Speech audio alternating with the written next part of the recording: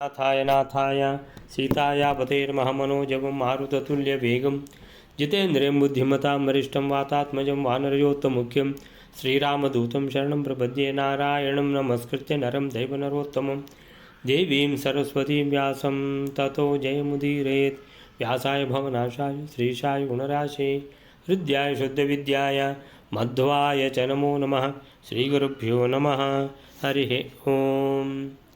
ಇಂದ್ರನಿಗೆ ನಮಸ್ಕಾರ. ಇಂದ್ರನಿಗೆ ಭಗವಂತ ಅಂತ ತಿಳ್ಕೊಂಡು ಗೊತ್ತಾಗಲಿಲ್ಲ ತನಗೆ ಅಂತೇಳಿದರೆ ಖಾಲಿ ನಾನು ಶಂಖಚಕ್ರ ಇಲ್ಲ ಅಂತ ತಿಳ್ಕೊಂಡು ಅರೇ ಇದು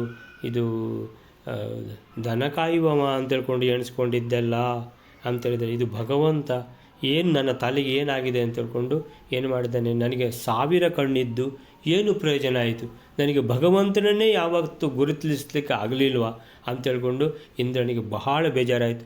ಬಹಳ ಬೇಜಾರಾಗಿ ಇದರಲ್ಲಿ ಏನಾಯಿತು, ನಾನು ಭಗವಂತನ ಏನು ಆಜ್ಞೆಯ ಉಲ್ಲಂಘನೆ ಮಾಡಿದಾಗಾಯಿತು, ಭಗವಂತನಿಗೆ ನಾನು ಏನಂತೇಳಿದರೆ ಒಂದು ರೀತಿಯಲ್ಲಿ ಪೇಚಿಗೆ ಸಿಲುಕಿಸಿದಂತಾಯಿತು. ಈ ರೀತಿ ನಾನು ಮಾಡೋದು, ಯಾಕಂದರೆ ದೇವಲೋಕದ ಒಡೆಯ ತಾನು ಅಂತೇಳಿ ತನಗೆ ಜವಾಬ್ದಾರಿ ಇದೆ, ಅಂಥ ಜವಾಬ್ದಾರಿಯನ್ನು ಮರೆತು ನಾನು ಇಂಥ ಒಂದು ಈ ರೀತಿ ಮಾಡಿಬಿಟ್ಟಲ್ಲ ಅಂತೇಳಿದರೆ ಅದು ಸಹ ಸೇಡು ತೀರಿಸಿಕೊಳ್ಳಿಕ್ಕೋಸ್ಕರ ಆ ಗೊಲ್ಲರ ಮೇಲೆ ಎಂಥ ಮಳೆ ಸುರಿಸಿದ, 7 ರಾತ್ರಿ ಮಳೆ ಸುರಿಸಿದ ಅಂತ ಹೇಳಿದರೆ ನೆರೆಯನ್ನೇ ಸುರಿಸಿದ.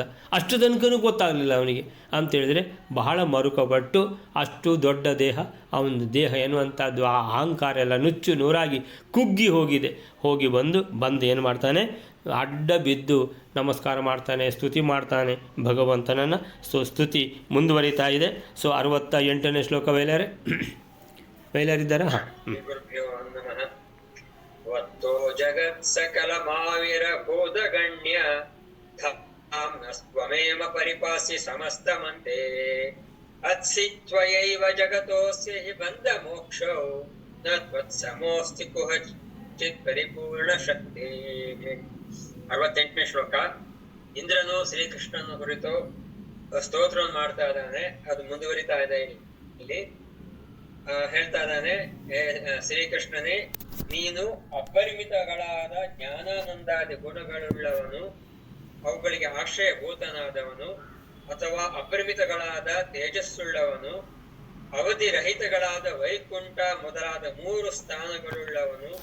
ನಿನ್ನಿಂದಲೇ ಸಮಸ್ತ ಜಗತ್ತು ಹುಟ್ಟಿದೆ. ಆ ಸಮಸ್ತ ಜಗತ್ತನ್ನು ನೀನೇ ರಕ್ಷಿಸುತ್ತಿ, ಆ ಜಗತ್ತನ್ನು ಅಂತ್ಯದಲ್ಲಿ ನೀನೇ ಸಂಹರಿಸುತ್ತಿ. ನಿನ್ನಿಂದಲೇ ಈ ಜಗತ್ತಿಗೆ ಸಂಸಾರ ಬಂಧವು, ಸಂಸಾರ ಮೋಕ್ಷವು ಇವುಗಳು ಆಗುತ್ತದೆ. ಪರಿಪೂರ್ಣವಾದ ಶಕ್ತಿಯುಳ್ಳವನು ನೀನು. ಎಲ್ಲಿಯೂ ಯಾವ ದೇಶದಲ್ಲಿಯೂ ಯಾವ ಕಾಲದಲ್ಲಿಯೂ ನಿನಗೆ ಸಮಾನನಾದವನು ಇನ್ನೊಬ್ಬನು ಇಲ್ಲವೇ ಇಲ್ಲ.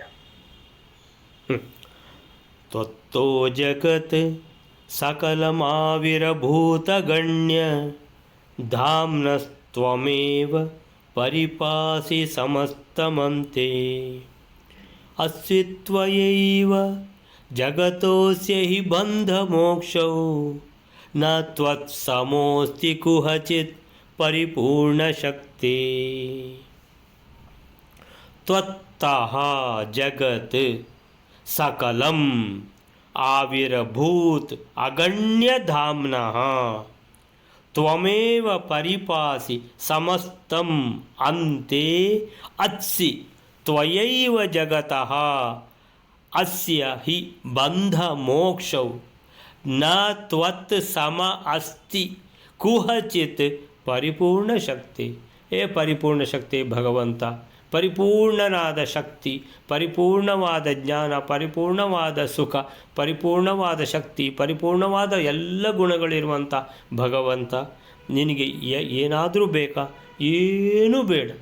ಎಲ್ಲ ಭಕ್ತರ ಒಂದು ಸುಖಕ್ಕಾಗಿ, ಭಕ್ತರ ಹಿತಕ್ಕಾಗಿ, ಭಕ್ತರ ರಕ್ಷಣೆಗಾಗಿ ಭಕ್ತರ ಅಧೀನ ನಾನು, ಭಕ್ತಾಧೀನ ಅಂತೇಳ್ಕೊಂಡು ಹೇಳ್ತಾ ಇರುವವನು. ಯಾರ ಅಧೀನವೂ ಇಲ್ಲ ನೀನು ಭಗವಂತ, ನೀನು ಸ್ವತಂತ್ರನಾದವನು. ತ್ವತ್ತಃ ಜಗತ್, ನಿನ್ನಿಂದಲೇ ಜಗತ್ ಸಕಲಂ, ಇಡೀ ಜಗತ್ತು, ಈ ಜಗತ್ತು, ಈ ಭೂಲೋಕ ಮಾತ್ರ ಅಲ್ಲ, ಭೂಲೋಕ, ಭುವರ್ಲೋಕ, ಸುವರ್ಲೋಕ, ಮಹಾಲೋಕ, ಜನಲೋಕ, ಆ ಪಾತಾಳ ಲೋಕಗಳು ಎಲ್ಲ 14 ಲೋಕಗಳು ಕೂಡ ಭಗವಂತ ನಿನ್ನಿಂದಲೇ. ತ್ವತ್ತಃ ಜಗತ್ ಸಕಲಂ, ಇಡೀ ಜಗತ್ತು 14 ಲೋಕಗಳು ನಿನ್ನಿಂದಲೇ. ತ್ವತ್ತಃ ಆವಿರಭೂತ್ ಆವಿರಭೂತ್ ಅಂದರೆ ಅವತಾರ ಮಾಡೋದು ಅಂತೇಳಿದರೆ ಈ ಎಲ್ಲ ಲೋಕಗಳು ನೀನೇ ಸೃಷ್ಟಿ ಮಾಡಿದ್ದು. ಆವಿರಭೂತ್, ಈ ಲೋಕಗಳು ಎಲ್ಲಿಂದ ಬಂದವು? ನಿನ್ನಿಂದ ಬಂದವು, ನೀನಲ್ವ ಸೃಷ್ಟಿ ಮಾಡಿದ್ದು. ಅಗಣ್ಯ ಗುಣಧಾಮ್ನಃ ಅಂತೇಳಿದರೆ ಲೆಕ್ಕ ಇಲ್ಲದಷ್ಟು ಗುಣಗಳು, ಎಲ್ಲ ಗುಣಗಳು ಪೂರ್ಣ ಗುಣಗಳು.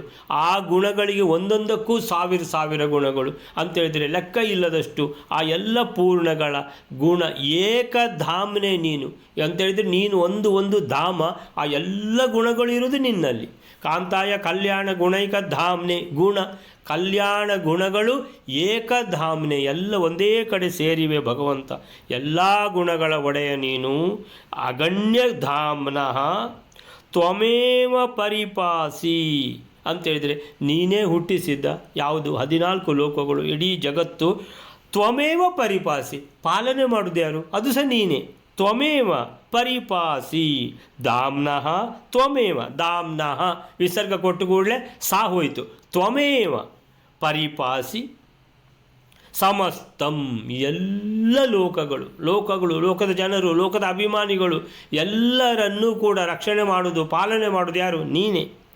ಅಂತೆ ಮತ್ತೆ ಲಾಸ್ಟಿಗೆ ಪ್ರಳಯ ಕಾಲದಲ್ಲಿ ಅತ್ಸಿ ನೀ ಏನು ಮಾಡ್ತೀಯ?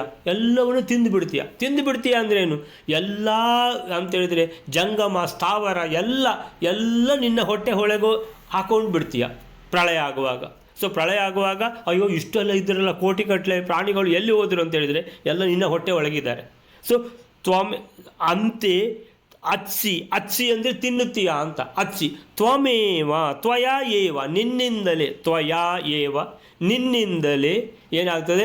ಎಲ್ಲರೂ ಹೋಗಿ ನಿನ್ನ ಹೊಟ್ಟೆ ಒಳಗೆ ಸೇರಿಕೊಳ್ತಾರೆ ಅಂತೇಳಿದರೆ ನೀನು ತಿಂದುಬಿಡ್ತೀಯ ಅಂತ. ಅದರ ತ್ವಯಾ ಏವ ಅಂತೆ ಅತ್ಸಿ ಅಂತೇಳಿದರೆ ಅಷ್ಟೂ ಜನರು ಎಲ್ಲೋದ್ರಪ್ಪ? ಇಲ್ಲಿ ಪ್ರಳಯದ ನೀರು ಮಾತ್ರ ಕಾಣ್ತಾ ಇದೆ ಅಂತೇಳಿದರೆ ಎಲ್ಲೋದ್ರು? ಎಲ್ಲ ಲೋಕಗಳ ಜನಗಳಲ್ಲಿ ಎಲ್ಲೋದ್ರು ಅಂತೇಳಿದರೆ ಎಲ್ಲ ನಿನ್ನ ಹೊಟ್ಟೆ ಒಳಗಿರ್ತಾರೆ.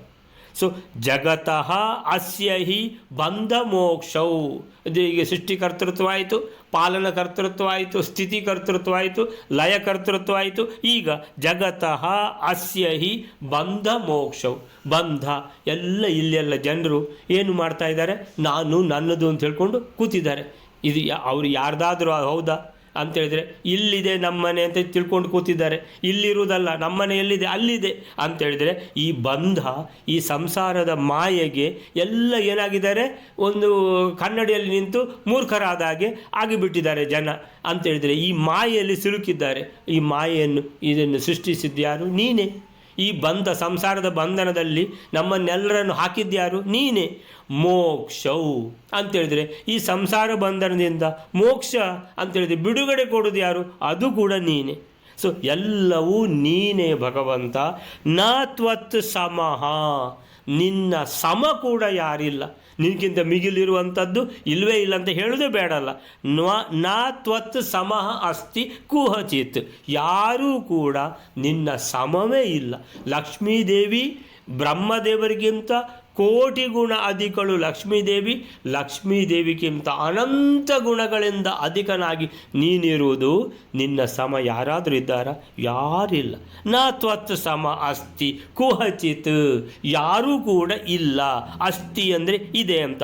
ನ ಅಂತೇಳಿದ್ರೆ ನ ಅಸ್ತಿ ತ್ವತ್ ಸಮ, ನಿನ್ನ ಸಮ, ತ್ವತ್ ಸಮ, ನ ಅಸ್ತಿ ಕುಹಚಿತ್, ಯಾರೂ ಕೂಡ ಇಲ್ಲ. ನ ಅಸ್ತಿ ಕುಹಚಿತ್, ನೀನು ಪರಿಪೂರ್ಣ ಶಕ್ತಿ ಭಗವಂತ.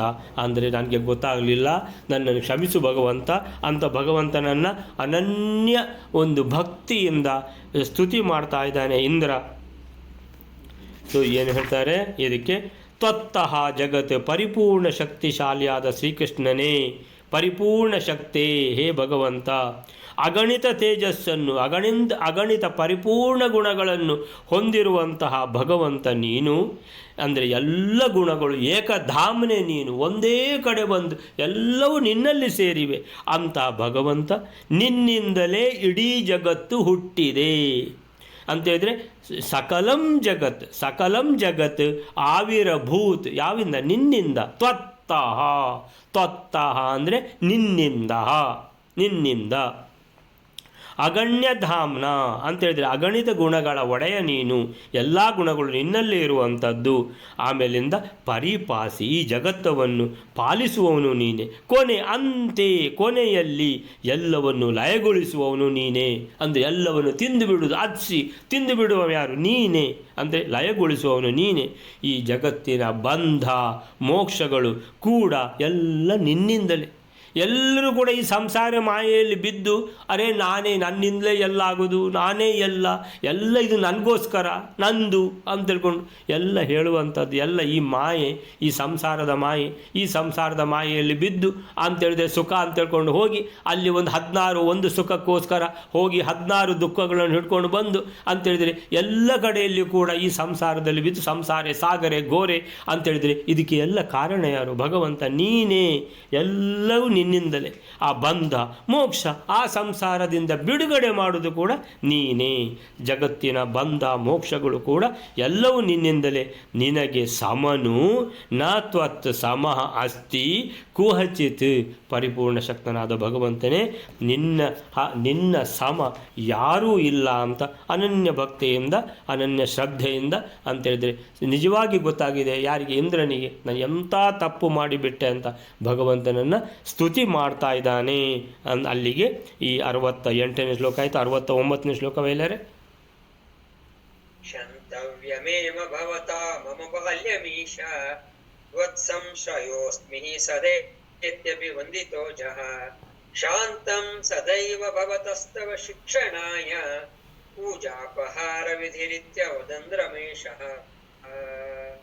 69ನೇ ಶ್ಲೋಕ.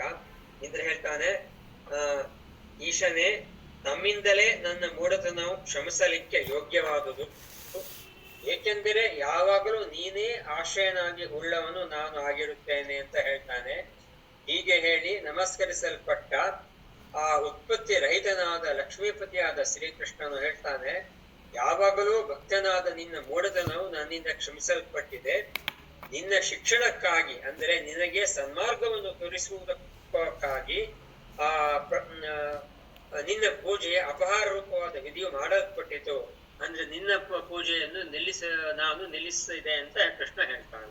ಕ್ಷಂತವ್ಯಮೇವ ಭವತಾ ಮಮ ಬಾಲ್ಯಮೇಶ ತ್ವತ್ಸಂಶ್ರಯೋಸ್ಮಿ ಸದಾ ಇತಿ ಅಭಿವಂದಿತೋ ಅಜಃ ಕ್ಷಾಂತಂ ಸದೈವ ಭವತಃ ತವ ಶಿಕ್ಷಣಾಯ ಪೂಜಾಪಹಾರ ವಿಧಿ ಇತಿ ಅವದತ್ ರಮೇಶಃ. ಏನು ಹೇಳ್ತಾನೆ ಇಂದ್ರ? ಕ್ಷಂತವ್ಯಂ ಏವ ಭವತಾ. ಭವತಾ ಅಂದರೆ ನಿಮ್ಮಿಂದ. ಭವತಃ ಅಂತೇಳಿದರೆ ನಿಮ್ಮ. ಭವತಾ ಅಂತೇಳಿದರೆ ನಿಮ್ಮಿಂದ. ಭವತೆ ಅಂದರೆ ನಿಮಗೆ. ಅಂದರೆ ಎಷ್ಟು ಸೂಕ್ಷ್ಮ ಇದೆ ನೋಡಿ. ಭವತಿ ಅಂದರೆ ನಿಮ್ಮಲ್ಲಿ. ಸೊ ಇದೆಲ್ಲ ಬಹಳ ಸೂಕ್ಷ್ಮ. ಸ್ವಲ್ಪ ಆ ಕಡೆ ಈ ಕಡೆ ಆ ಈ ಅಂತ ಹೇಳುವಾಗ ಎಷ್ಟೋ ಇದು ಚೇಂಜ್ ಆಗಿಬಿಡ್ತದೆ, ಎಲ್ಲ ಅರ್ಥ ಚೇಂಜ್ ಆಗಿಬಿಡ್ತದೆ. ಭವತಾ ನಿಮ್ಮಿಂದ. ಕ್ಷಂತವ್ಯಂ ನಾನು ಕ್ಷಮಿಸಲ್ಪಡಬೇಕು ಅಂತೇಳಿದ್ರೆ ಹೇಳಿಬಿಡ್ತಾನೆ, ನನಗೆ ಕ್ಷಮೆ ಕೊಡಬೇಕು ಭಗವಂತ. ದೊಡ್ಡ ಅಪರಾಧ ಮಾಡಿದ್ದೇನೆ ಅದರ ಅರ್ಥ. ದೊಡ್ಡ ಅಪರಾಧ ಮಾಡಿದ್ದೇನೆ, ಬಹಳ ಕೋಪ ತೋರಿಸಿದ್ದೇನೆ ಅಂತೇಳಿದರೆ 7 ದಿನ ಅಂತೇಳಿದರೆ ಆ ರೀತಿ ವರ್ಷ ಧಾರೆ ಸುರಿಸಿಬಿಟ್ಟಿದ್ದಾನೆ. ನೆರೆ ಬರಬೇಕು, ಎಲ್ಲ ಕೊಚ್ಚಿಕೊಂಡು ಹೋಗಬೇಕಂತ ಎಂಥ ಅಪರಾಧ ನಾನು ಮಾಡಿಬಿಟ್ಟೆ ಅಂತೇಳಿದರೆ ಅಪರಾಧ ಮಾಡಿ ಆದಮೇಲೆ ಗೊತ್ತಾಗೋದು. ಅಪರಾಧ ಮಾಡುವಾಗ ಅದು ಜೋಶು, ಆ ಜೋಶ್ನಲ್ಲಿ ಏನೂ ಗೊತ್ತಾಗೋದಿಲ್ಲ. ಆ ನಂತರ ಗೊತ್ತಾಯಿತು, ಅಯ್ಯೋ ನಾನು ಎಂಥ ಕೆಲಸ ಮಾಡಿಬಿಟ್ಟೆ, ಎಂಥ ದುಷ್ಟತನ, ಎಂಥ ಒಂದು ಹುಡುಗತನ ಅಂತ. ಮಮ ಬಾಲ್ಯಂ ಈಶ. ಬಾಲ್ಯಂ ಅಂತೇಳಿದರೆ ಈ ಸಣ್ಣ ಹುಡುಗರು ಮಾಡೋದಿಲ್ವ ಅಂಥ ಕೆಲಸ ನಾನು ಮಾಡಿಬಿಟ್ಟೆ. ಅಯ್ಯೋ ದೇವಲೋಕದ ಒಡೆಯ ನಾನು, ಎಂಥ ದೊಡ್ಡ ಜವಾಬ್ದಾರಿಯ ಕುರ್ಚಿನಲ್ಲಿ ನನ್ನನ್ನು ನೀನು ಕೂರಿಸಿದ್ಯಾ ಭಗವಂತ. ನಾನು ಇಂಥ ಒಂದು ನೀಚ ಕೆಲಸ, ಇಂಥ ಸಣ್ಣ ಮಕ್ಕಳು ಮಾಡುವಂಥ ಕೆಲಸ ನಾನು ಮಾಡಬಹುದಾ ಅಂತ ಇಂದ್ರ ತನಗೆ ತಾನೇ ಹೇಳಿಕೊಂಡು ಅಳ್ತಾ ಇದ್ದಾನೆ. ಕ್ಷಂತ ಕ್ಷಂತವ್ಯಂ, ನನ್ನನ್ನು ನನ್ನ ಅಪರಾಧ ಕ್ಷಮಿಸು ನನ್ನನ್ನು ಅಂತ ಹೇಳ್ತಾನೆ. ಕ್ಷಂತವ್ಯಂ ಏವ ಭವತ, ನಿಮ್ಮಿಂದ ನನ್ನನ್ನು ಕ್ಷಮಿಸಲ್ಪಡಬೇಕು ನಾನು. ಮಮ, ನನ್ನ, ಬಾಲ್ಯಂ ಈಶ, ಅರೆ ಒಡೆಯ, ನನ್ನ ಒಡೆಯ, ಮಮ ಬಾಲ್ಯಂ, ಹುಡುಗುತನ ಮಾಡಿಬಿಟ್ಟೆ ಅಂತೇಳಿದರೆ ಎಂಥ ಕೋಪ, ಮಕ್ಕಳು ಕೋಪ ಮಾಡಿದಾಗೆ ಸಿಟ್ಟು ಮಾಡಿಕೊಂಡೆಲ್ಲ ಬ್ಯಾಟಿಗೆ ಇಟ್ಟೆಲ್ಲ ತೆಗೆದು ಬಿಸಾಡುವುದಿಲ್ವ, ಆ ಥರ ಮಾಡಿಬಿಟ್ಟೆ ಅಲ್ಲ ನಾನು, ಎಂಥ ಹೇಸಿಗೆ ಇದು. ಸೊ ತ್ವತ್ ಸಂಶ್ರಯೋಸ್ಮಿ, ತ್ವತ್ ನಿಮ್ಮ, ಸಂಶ್ರಯ ಆಶ್ರಯ, ನಿಮ್ಮ ಆಶ್ರಯ, ಅಸ್ಮಿ ಅಂದರೆ ನೀವೇ ನನಗೆ ಗತಿ. ಅನಾಥೋ ಅಂತ ಹೇಳಿದಲ್ವ, ನಾನೀಗ ಅನಾಥನಾಗಿ ಬಿಟ್ಟಿದ್ದೇನೆ. ಸೊ ಅನಾಥೋ ದೇವರಕ್ಷಣ್ಯ ಅಂತ ಹೇಳ್ಕೊಂಡು ದೇವರೇ ರಕ್ಷಿಸಬೇಕು, ನಾನು ಅನಾಥನಾಗಿ ಅಂಥ ಅಪರಾಧ ಮಾಡಿ, ಅಂದರೆ ನನಗೆ ನೀವು ಕ್ಷಮೆ ಕೊಡ್ತೀರೋ ಇಲ್ಲೋ ಗೊತ್ತಿಲ್ಲ, ಅಂಥ ಅಪರಾಧ ಮಾಡಿಬಿಟ್ಟಿದ್ದೇನೆ, ನೀವು ನನಗೆ ಕ್ಷಮೆ ಕೊಡಬೇಕು, ದಯವಿಟ್ಟು ಕ್ಷಮೆ ಕೊಡಬೇಕು. ಹುಡುಗುತನ ಮಾಡಿಬಿಟ್ಟೆ, ಬಾಲ್ಯಂ, ನಾನು ಹುಡುಗುತನ ಮಾಡಿಬಿಟ್ಟೆ, ಉದ್ದಟತನ ಮಾಡಿಬಿಟ್ಟೆ, ಕೋಪ ಮಾಡಿಬಿಟ್ಟೆ. ಎಂಥ ಕೋಪ ಇದು, ಯಾರೇ ಹೇಸಿಗೆ ಥರ ಕೋಪ ಇದು ಅಂತ. ತ್ವತ್ ಸಂಶ್ರಯೋಸ್ಮಿ, ನಿಮ್ಮ ಆಶ್ರಯ ಹೇಳ್ತಾನೆ. ಸದಾ ಇತಿ, ಸದಾ ನನಗೆ ನಿಮ್ಮ ಆಶ್ರಯ ಬೇಕು ಅಂತೇಳಿದರೆ, ನಾನು ಇಂಥ ತಪ್ಪುಗಳು ಅಪರಾಧಗಳನ್ನು ಮಾಡಿದರೂ ಭಗವಂತ ನೀವು ನನ್ನ ಅಪರಾಧಗಳನ್ನು ಸಹಿಸಿಕೊಂಡು ಬಂದಿದ್ದೀರಿ. ನಂದು ಮಾತ್ರ ಅಲ್ಲ, ಇಡೀ ಪ್ರಪಂಚದಲ್ಲಿ ಎಷ್ಟು ಜನರು ಎಷ್ಟು ಅಪರಾಧ ಮಾಡ್ತಾರೆ, ಎಲ್ರಿಗೂ ಕ್ಷಮೆ ಕೊಡುವವರು ನೀವು, ನನಗೆ ಇವತ್ತು ಕ್ಷಮೆ ಕೊಡಲೇಬೇಕು ಅಂತೇಳಿ ತ್ವತ್ ಸಂಶ್ರಯೋಸ್ಮಿ ಹಿ ಸದಾ ಇತಿ ಅಂತೇಳಿದರೆ, ನಿಮ್ಮ ಆಶ್ರಯದಲ್ಲೇ ಸದಾ ಇರುವವ ನಾನು ಅಂತ ಇಂದ್ರ ಹೇಳ್ತಾ ಇದ್ದಾನೆ ಭಾಗವತದಲ್ಲಿ. ಅದಕ್ಕೆ ಹೇಳ್ತಾರೆ, ನಾನು ತುಂಬ ತಪ್ಪು ಮಾಡಿದೆ, ಮಾನಿನ ತೀವ್ರ ಮನ್ಯುನ ಹೇಳ್ತಾರೆ. ಎಂಥ ಅಹಂಕಾರ, ಮಾನಿನ ಅಹಂಕಾರ ತೋರಿಸಿಬಿಟ್ಟೆ, ತೀವ್ರ ಮನ್ಯುನ, ತೀವ್ರ ಮನ್ಯು ಅಂದರೆ ಕೋಪ, ತೀವ್ರ ಮನ್ಯು ಅಂದರೆ ತೀಕ್ಷ್ಣವಾದ ಕೋಪದಿಂದ ಏನು ಮಾಡಿಬಿಟ್ಟೆ ನಾನು. ಮಯ ಇದಂ ಭಗವನ್ ಗೋಷ್ಠ ನಾಶಾಯ, ಇಡೀ ಗೋಷ್ಠ ಅಂತೇಳಿದರೆ ಆ ನಂದಗೋಕುಲ ನಾಶ ಆಗಿ ಹೋಗಬೇಕಂತ ನಾನು ಏನು ಮಾಡಿದೆ, ಅಸಾರ ವಾಯುಬಿಹಿ, ಎಂಥ ಸುಂಟರ ಗಾಳಿ, ಎಂಥ ಮಳೆ, ಚೇಷ್ಟಿತಂ ವಿಹತೆ ಯಜ್ಞೆ, ಯಾವಾಗ ನೀವು ಯಜ್ಞವನ್ನು ಮಾಡೋದು ನಿಲ್ಲಿಸಿದ್ರೋ, ಗೊಲ್ಲರಿಗೆ ಹೇಳಿದ್ರು ಯಜ್ಞ ಮಾಡೋದು ಬೇಡ, ಈ ಸಲ ನಾವು ಗೋವರ್ಧನ ಪರ್ವತದ ಪೂಜೆ ಮಾಡುವ ಅಂತ ಹೇಳ್ಕೊಂಡು ಹೇಳಿದ್ರು, ನನಗೆ ಎಂಥ ಸಿಟ್ಟು ಬಂತು. ತೀವ್ರ ಮನ್ಯುನ ಮಾನಿನ, ನನ್ನ ಅಹಂಕಾರ ಅಂತ ಹೇಳಿದ್ರೆ ಈ ರೀತಿ ಮಾಡೋದಾಗ ಗೊಲ್ಲರು ನೋಡಿ ಬಿಡ್ತೇನೆ ಅಂತ ಹೇಳ್ಕೊಂಡು, ಅಯ್ಯೋ ತಪ್ಪಾಯಿತು ಅಂತ ಹೇಳ್ತಾನೆ. ಸೊ ಈ ರೀತಿ ಎಲ್ಲ ಹೇಳಿ, ತಪ್ಪಾಯಿತು ಅಂತ ಹೇಳಿ, ಅಪರಾಧ ಆಯಿತು ಅಂತ ಹೇಳಿ, ಆಮೇಲೆ ಕ್ಷಮೆ ಕೇಳಿ, ಅಡ್ಡ ಬಿದ್ದು, ಆಮೇಲೆ ಅತ್ತು ಕರೆದು ಇಂದ್ರ ಅಂತ ಹೇಳಿದ್ರೆ ಎಲ್ಲರಿಗೂ ಕ್ಷಮೆ ಕೊಡ್ತೀರಿ ನೀವು ಭಗವಂತ. ಬಾಕಿ ದೇವರುಗಳು ಸಣ್ಣ ಪುಟ್ಟ ಅಂದರೆ ನಿಮ್ಮ ಅಧೀನದಲ್ಲಿರುವಂಥ ದೇವರುಗಳು ಕೂಡ ಕ್ಷಮೆ ಕೊಡೋದಿಲ್ಲ. ಸಣ್ಣ ತಪ್ಪಾದರೂ ಸಹ ದೊಡ್ಡ ಕೋಪ ಮಾಡ್ತಾರೆ, ಆದರೆ ನೀವು ಹಾಗೆಲ್ಲ, ದೊಡ್ಡ ತಪ್ಪಾದರೂ ನೀವು ಕ್ಷಮೆ ಕೊಡುವವರು. ಆದ್ದರಿಂದ ನನಗೆ ಕ್ಷಮೆ ಕೊಡಲೇಬೇಕು. ಏವಂ ಸಂಕೀರ್ತಿತಃ ಕೃಷ್ಣ ಅಂತೇಳಿದರೆ ಈ ರೀತಿ ಕೃಷ್ಣನನ್ನು ಸ್ತುತಿ ಮಾಡಿದ್ದಾನೆ ಅನನ್ಯ ಭಕ್ತಿಯಿಂದ ಈ ದೇವೇಂದ್ರ. ಏವಂ ಸಂಕೀರ್ತಿತಃ, ಈ ರೀತಿ ಸ್ತುತಿಸಲ್ಪಟ್ಟಾಗ ಕೃಷ್ಣ ಮಘೋನ ಭಗವಾನ್ ಅಮುಂ ಭಗವಾನ್ ಶ್ರೀಕೃಷ್ಣ ಏನು ಮಾಡಿದ್ದಾನೆ, ಮಘೋನ ಸಂಕೀರ್ತಿತ, ಮಘೋನ ಅಂದರೆ ಇಂದ್ರನಿಂದ, ಸಂಕೀರ್ತಿತ ಈ ರೀತಿ ಅನನ್ಯ ಭಕ್ತಿಯಿಂದ ಸ್ತುತಿಸಲ್ಪಟ್ಟ ಕೃಷ್ಣನು ಮೇಘ ಗಂಭೀರಯ ವಾಚ ಪ್ರಹಸನ್ ಇದಮಬ್ರವೀತ್. ಮೇಘ ಗಂಭೀರ ಅಂತ ಹೇಳಿದರೆ ಏನಂತ ಹೇಳಿದರೆ ಅಷ್ಟು ಒಂದು ಗಂಭೀರ ಮುಖ ಕೃಷ್ಣಂದು ಅಂತ ಹೇಳಿದರೆ, ಗಂಭೀರವಾದ ಮುಖ ಅಂತ ಹೇಳಿದ್ರೆ ಆ ಇದರಲ್ಲಿ ವಾಚ ಮಾತಾಡಲಿಕ್ಕೆ ಶುರು ಮಾಡಿದರು. ಪ್ರಹಸನ್ ಇದಮಬ್ರವೀನ್ ಅಂತ ಹೇಳಿದರೆ ಮುಗುಳ್ನಕ್ಕರು. ಓ ಏನಪ್ಪ ಇಂದ್ರ, ಎಷ್ಟು ಸಲ ತಪ್ಪು ಮಾಡ್ತೀಯ, ಎಷ್ಟು ಸಲ, ಒಂದು ಸಲವ, ಎರಡು ಸಲವ, ಎಂತ ಯಾವಾಗಲೂ ತಪ್ಪು ಮಾಡ್ತಾ ಇರೋದು ಮಕ್ಕಳಾಗೆ ಅಂತ ಹೇಳ್ಕೊಂಡು ಎಣಿಸಿಕೊಂಡು ಹೇಳ್ತಾರೆ ಇಂದ್ರನಿಗೆ. ಭಗವಾನು ವಾಚ. ಸೊ ಭಗವಂತನು ಇಂದ್ರನಿಗೆ ಏನು ಹೇಳ್ತಾರೆ, ಮಧ್ವಾಚಾರ್ಯ ಹೇಳುವುದನ್ನೇ ಫಸ್ಟಿಗೆ ಓದುವ. ಕ್ಷಾಂತಂ ಸದಾ ಏವ ಭವತಃ ಅಂತೇಳಿದರೆ ನಿನ್ನ ಹುಡುಗುತನ, ನಿನ್ನ ಈ ಉದ್ದಟತನ, ನಿನ್ನ ಈ ಅಹಂಕಾರ, ಹುಚ್ಚು ಅಹಂಕಾರ ಅಂತ ಹೇಳಿದ್ರೆ ಯಾರ ಹತ್ರ ತೋರಿಸ್ಬೇಕು ಅಹಂಕಾರ? ಅಯ್ಯೋ ಯಾರ ಹತ್ರ ಎಲ್ಲ ತೋರಿಸ್ತೀಯಲ್ಲ, ನಿನ್ನ ನೀಚ ಬುದ್ಧಿ ನನಗೆ ಗೊತ್ತಾಗ್ಲಿಲ್ವ ಈಗ ಅಂತ ಹೇಳಿದ್ರೆ, ನಿನಗೆ ಕೋಪ ಬಂದರೆ ಏನೆಲ್ಲ ಮಾಡ್ತೀಯ ಅಂತ ಹೇಳ್ಕೊಂಡು ಎಂಥ ಹೇಸಿಗೆ ಕೆಲಸ ಮಾಡುವವನು ನೀನು ಅಂತ ಹೇಳಿದೆ. ಆ ಕುರ್ಚಿಯಲ್ಲಿ ಕೂತುಕೊಳ್ಳಿಕ್ಕೆ ಯೋಗ್ಯತೆ ಉಂಟ ನಿನಗೆ ಅಂತ ಅಂದರೆ ಭವತಃ ಅಂತ ಒಂದು ನೀಚ ಕೆಲಸ ಮಾಡುವವ ನೀನು. ಭವತಃ ಸದೈವ ಕ್ಷಾಂತಂ, ಸದೈವ ಕ್ಷಾಂತಂ ಅಂತ ಹೇಳಿದ್ರೆ ನಾನು ನಿನಗೆ ಸದಾ ಕ್ಷಮೆ ಕೊಡ್ತಾನೇ ಬಂದಿದ್ದೇನಲ್ವಾ ಅಂತ ಹೇಳಿದ್ರೆ ಇವತ್ತು ಮತ್ತೆ ಕ್ಷಮೆ ಕೊಡದೇ ಇರ್ತೀನ ಅಂತ ಹೇಳಿದ್ರೆ ಮಾತ್ರ ಈ ರೀತಿ ತಪ್ಪು ಮಾಡೋದು ಸರಿಯಲ್ಲ ಅಂತ ಹೇಳ್ಕೊಂಡು ತವ ಶಿಕ್ಷಣಾಯ ಅಂತ ಹೇಳಿದ್ರೆ ಇದೆಲ್ಲ ನೀನು ಸರಿಯಾಗಬೇಕು ಅಂತ ತಾಯಿ ಹೇಗೆ ಮಕ್ಕಳಿಗೆ ಬುದ್ಧಿ ಹೇಳ್ತಾಳೋ ಹಾಗೆ ಮಾಡಿದ್ದು ನಾನು. ತವ ಶಿಕ್ಷಣಾಯ ಅಂತ ಹೇಳಿದರೆ ನಿನಗೇನು ನಿನ್ನ ಅಪರಾಧಕ್ಕೆ ನಾನು ಈಗ ಯಮದಂಡ ತಗೊಂಡು ನಿನಗೆ ನಿನ್ನ ತಲೆಯನ್ನು ಹೋಳು ಮಾಡಿಬಿಡ್ತೇನೆ ಅಂತ ಏನಲ್ಲ. ನಿನಗೆ ಬುದ್ಧಿ ಬರಬೇಕು, ನಿನಗೆ ಆ ಏನಾದರೂ ಹುಚ್ಚು ಅಹಂಕಾರ ಇದೆಯಲ್ಲ ಅದು ಇಳಿದು ಹೋಗಬೇಕು, ಅದು ನುಚ್ಚು ನೂರಾಗಬೇಕು, ನೀನು ಸರಿಯಾಗಬೇಕು ಅಂತ ಹೇಳಿದರೆ ನೀನು ಅಂದರೆ ಇನ್ನೊಂದು ಮೂರ್ತಿ ಇದ್ದರೆ ಅಂದರೆ ಎಕ್ಸ್ಟ್ರಾ ಗ್ರೋತ್ ಎಲ್ಲ ಆಗಿದೆ ಅದನ್ನೆಲ್ಲ ಕಟ್ ಮಾಡಿ ಚೆನ್ನಾಗಿ ಮೂರ್ತಿ ಒಂದು ನೀಟಾಗಿರಬೇಕಲ್ವ. ಸೊ ಅದಕ್ಕೋಸ್ಕರ ನಿನ್ನ ಶಿಕ್ಷಣಕ್ಕೆ ತವ ಶಿಕ್ಷಣಾಯ ನಾನಿದೆಲ್ಲ ಮಾಡಿದ್ದು. ಏನು ಮಾಡಿದ್ದು? ಪೂಜಾ ಅಪಹಾರ ವಿಧಿ. ಪೂಜಾ ನಿನಗೆ ಸಲ್ಲುವಂಥ ಪೂಜಾ, ಇಂದ್ರನಿಗೆ ಪೂಜೆ ಮಾಡಬೇಕಂತ ಗೊಲ್ಲರು ಶುರು ಮಾಡಿದಾಗ ನಾನೇನು ಮಾಡಿದೆ? ಅಪಹಾರ ವಿಧಿ ಬೇಡ ಅಂತ ಹೇಳಿಬಿಟ್ಟೆ. ಅಪಹಾರ ಅಂತ ಹೇಳಿದ್ರೇನು? ಅಪಹರಿಸಿಕೊಂಡು ಹೋಗುದು. ನಿನಗೆ ಮಾಡುವಂಥ ಪೂಜೆಯನ್ನು ಗೊಲ್ಲರಿಗೆ ಹೇಳಿದೆ, ಇಂದ್ರನಿಗೆ ಪೂಜೆ ಮಾಡೋದು ಬೇಡ ಅಂತ. ಮತ್ತು ನಾವು ವರ್ಷ ಮಾಡ್ತಿದ್ವಲ್ಲ. ಅಯ್ಯೋ ವರ್ಷ ನೀವು ಮಾಡ್ತಿದ್ರಿ ಹೌದು, ಈ ಒಂದು ಕೆಲಸ ಮಾಡಿ ನಾವೆಲ್ಲ ಗೊಲ್ಲರಲ್ವಾ, ಗೊಲ್ಲರಿಗೆ ನಮಗೆ ಎಂಥದ್ದು ಅಂತ ಹೇಳಿದ್ರೆ ನಮ್ಗೆ ಹತ್ತಿರ ಇರೋದು ಯಾರು? ಈ ನದಿ, ನಮಗೆ ನೀರು ಕೊಡುವಂಥದ್ದು ನದಿ, ಆಮೇಲೆ ಈ ಗೋವರ್ಧನ ಪರ್ವತ ಎಲ್ಲ ಮೇಯಿಸ್ಲಿಕ್ಕೆ ಕಳಿಸ್ಬೇಕಲ್ವಾ, ಯಾವುದು ಈ ಹಸುಗಳನ್ನು. ಸೊ ಗೋವರ್ಧನ ಪರ್ವತ ಇದಕ್ಕೆಲ್ಲ ನಾವು ಪೂಜೆ ಮಾಡಬೇಕು ಅಂತೇಳಿ ಗೊಲ್ಲರಿಗೆ ಹೇಳಿಬಿಟ್ಟು ಅವ್ರಿಗೇನು ಮಾಡಿದೆ ನಾನು? ನಿನಗೆ ಸಲ್ಲುವಂಥ ಪೂಜೆಯನ್ನು ಅಪಹರಿಸಿಕೊಂಡು ಹೋಗಿಬಿಟ್ಟೆ. ಪೂಜಾ ಅಪಹಾರ ವಿಧಿ, ಆ ವಿಧಿಗಳನ್ನು, ಆ ಪೂಜೆಗಳನ್ನು, ಆ ನೈವೇದ್ಯಗಳನ್ನೆಲ್ಲ ಏನು ಮಾಡಿದ್ದು? ಗೋವರ್ಧನ ಪರ್ವತಕ್ಕೆ ಅಂತ ನಾನೇ ದೊಡ್ಡದಾಗಿ ಆ ಗೋವರ್ಧನ ಪರ್ವತದಲ್ಲಿ ನಾನು ಅವಿಷ್ಟನಾಗಿ ಎಲ್ಲವನ್ನು ನಾನೇ ಸ್ವೀಕರಿಸಿಬಿಟ್ಟೆ ಅಂತ ಹೇಳ್ಕೊಂಡು. ಅಂದರೆ ಇದೆಲ್ಲ ಯಾಕೆ ಮಾಡಿದ್ದು? ನಿನಗೆ ಮಾಡುವಂಥ ಈ ಯಜ್ಞವನ್ನು, ಈ ಪೂಜೆಯನ್ನು ನಾನು ಯಾಕೆ ತಪ್ಪಿಸಿದ್ದು? ನಿನ್ನ ಒಳ್ಳೆಯದಕ್ಕಪ್ಪ.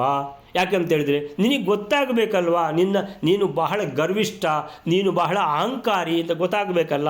ಈಗ ನಿಂಗೆ ಗೊತ್ತಾಗಿದೆ ನೋಡು. ಸೊ ಅದಕ್ಕೋಸ್ಕರ ನಾನು ಮಾಡಿದ್ದು. ಇತಿ ಅವದತ್ ರಮೇಶ ಶ್ರೀ ಭಗವಾನು ವಾಚ. ಅದರಲ್ಲಿ ಭಾಗವತದಲ್ಲಿ ಹೇಳ್ತಾರೆ, ಇಂದ್ರನೇ ನೀನು ಐಶ್ವರ್ಯ ಧನ ಸಂಪತ್ತಿನ ಮದದಿಂದ ಉನ್ಮತ್ತನಾಗಿದ್ದೆ. ಸೊ ಅದಕ್ಕಾಗಿಯೇ ನಿನ್ನ ಮೇಲೆ ಅನುಗ್ರಹ ಮಾಡಲಿಕ್ಕೋಸ್ಕರನೇ, ನಿನ್ನ ಶಿಕ್ಷಣಕ್ಕೋಸ್ಕರನೇ, ನಿನ್ನನ್ನು ಸರಿದಾರಿಗೆ ತರಲಿಕ್ಕೋಸ್ಕರನೇ ನಾನಿದೆಲ್ಲ ಮಾಡಿದ್ದು.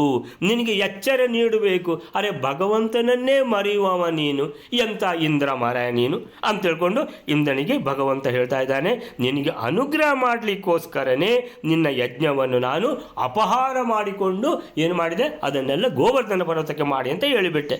ಏಕೆಂದರೆ ಇನ್ನು ನೀನು ನನ್ನನ್ನು ನಿತ್ಯವೂ ನಿರಂತರವೂ ಸ್ಮರಿಸುವಂತಾಗಲಿ ಅಂತ. ಅಂದರೆ ನಿನ್ನ ಶಿಕ್ಷಣಕ್ಕೋಸ್ಕರ. ನಿನ್ನ ಕೆಲಸ ಏನು?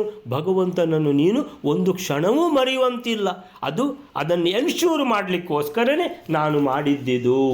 ಸೊ ಆಮೇಲಿಂದ ಏನು ಹೇಳ್ತಾರೆ ಅಂತ ಹೇಳಿದ್ರೆ, ಆಮೇಲಿಂದ ಮುಂದೆ ಹೋಗುವ. ಸೊ ಕಾಮಧೇನು ಕೂಡ ಬಂದು ಹೇಳ್ತದೆ, ಅರೆ ಶ್ರೀಕೃಷ್ಣನೇ, ನೀನು ಮಹಾಯೋಗೇಶ್ವರ, ಸಾಕ್ಷಾತ್ ವಿಶ್ವವೇ ಆಗಿರುವೆ, ವಿಶ್ವದ ಪರಮ ಕಾರಣನು, ಅಚ್ಯುತನೂ ಆಗಿರುವೆ, ಸಮಸ್ತ ವಿಶ್ವಕ್ಕೆ ಸ್ವಾಮಿಯಾಗಿರುವ ನಿನ್ನನ್ನು ನಾಥರನ್ನಾಗಿ ಪಡೆದು ನಾವು ಸನಾಥರಾಗಿದ್ದೇವೆ. ಭಗವಂತ ಯಾವತ್ತಿನವರೆಗೆ ನೀನಿದ್ದೀಯಾ, ನಮಗೆ ಯಾವ ತಲೆಬಿಸಿಯೂ ಇಲ್ಲ ಅಂತ ಕಾಮಧೇನು ಹೇಳ್ತದೆ. ಸೊ ಹೀಗೆ ಆಮೇಲೆ ಶುಕಮುನಿಗಳು ಹೇಳ್ತಾರೆ, ಪರೀಕ್ಷಿತನೇ, ಭಗವಾನ್ ಶ್ರೀಕೃಷ್ಣನಲ್ಲಿ ಹೀಗೆ ಹೇಳಿದ ಕಾಮಧೇನುವು ಅಂದರೆ ಇದು ಮುಂದೆ ಹೋಗ್ತಾ ಇದೆ. ಸೊ ಪೂಜಾಪಹಾರ ವಿಧಿ ಇತಿ ಅವದತ್ ರಮೇಶ ಅಂತ ಹೇಳಿದರೆ ಇದೆಲ್ಲ ನಿನ್ನ ಒಳ್ಳೆಯದಕ್ಕೆ ಮಾಡಿದ್ದು ಅಂತ ಹೇಳುವಲ್ಲಿಗೆ ಈ 69ನೇ ಶ್ಲೋಕಕ್ಕೆ ಸ್ವಾಮಿ ಅಂತ ಹೇಳ್ತಾನೆ ಇಂದ್ರ, ನನ್ನ ಹುಡುಗುತನವನ್ನು ಮಮ ಬಾಲ್ಯಂ, ನೀನೇ ಮನ್ನಿಸಬೇಕು. ಭವತಾ ಕ್ಷಂತವ್ಯಂ, ನಿಮ್ಮಿಂದಲೇ ಕ್ಷಮಿಸಲ್ಪಡಬೇಕು ಭಗವಂತ. ನಾನು ಸದಾ ನಿಮ್ಮನ್ನೇ ಅವಲಂಬಿಸಿದ್ದು.